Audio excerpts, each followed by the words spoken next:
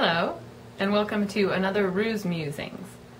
Today's musing is called Never Not Both, and it's inspired by some characters known as Shiva or Shiva and Shakti. Shiva is the masculine component of the universe. He frequently goes off into a cave to meditate for 30 million years, like the rest of us frequently do. And he embodies the contractive qualities of the universe, such as steadfastness and clarity, devotion, grief. And his wife, Shiva, is the creative movement, the creative power of the universe. She embodies expansive qualities, such as love, joy, abundance, creativity. And these two pulses, they need each other. They can't exist without each other.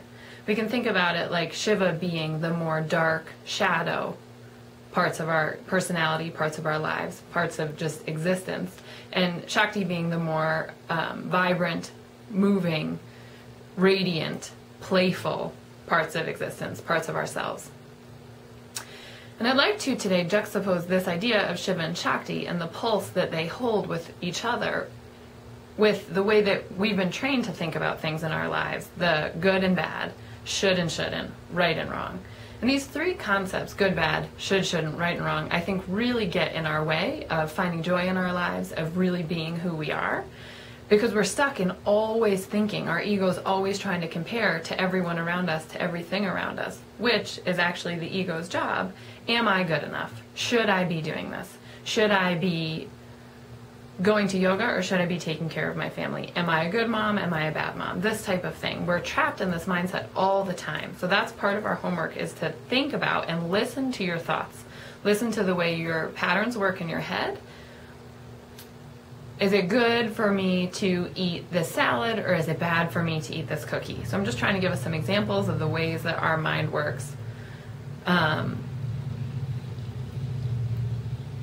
Is it right for me to speed if I'm late for something? So all of these right and wrong, good, bad, should, shouldn't. Instead, I want us to try to color our thoughts, to color the way we see the world and we live in the world, with the idea of Shiva and Shakti, with the idea of the pulse, that everything contains the light and the dark. Everything contains contraction and expansion. It's in our breath.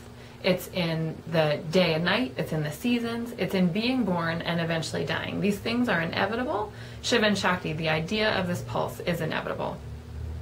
And the pulse in Sanskrit is called spanda or spandana. It's actually where the word spandex came from.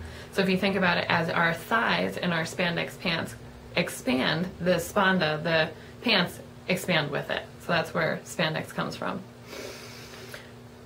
The second part of our homework is, as we watch our thoughts, as we watch the should monster, that's what I call it. The should. I should get to bed early. I should eat more greens. I should drink more water. I should sleep more. I should be nicer. I shouldn't gossip. I shouldn't judge people, right? We have all of these shoulds.